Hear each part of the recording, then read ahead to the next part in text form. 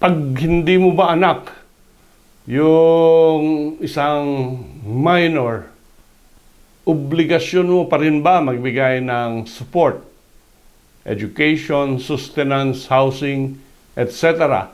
based on the family code obligation of a father to support his children.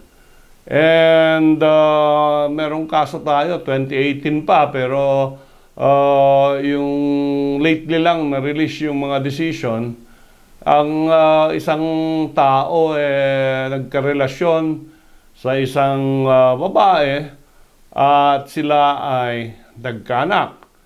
But later on, nagduda yung father na siya ang tunay na ama ng bata.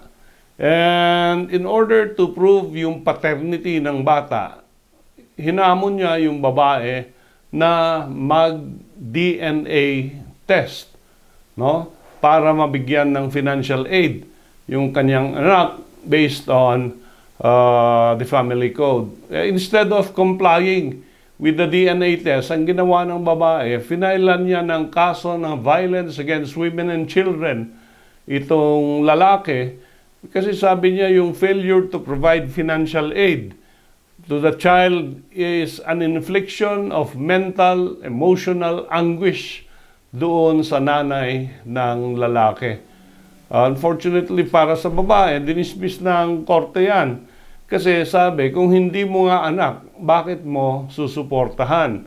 Here, there was an opportunity to prove yung paternity ng bata, pero hindi nagsangayon, hindi sumang-ayon yung babae. Kaya yung failure na yun ng babae na mag-comply doon sa agreement to have a DNA test, ayun yung dahilan kung bakit hindi na-prove yung paternity ng bata. Ayun din ang dahilan kung bakit hindi obligasyon na suportahan yung bata, at ito rin yung dahilan kung bakit na-dismiss or na-acquit yung lalaki for violence against women and children.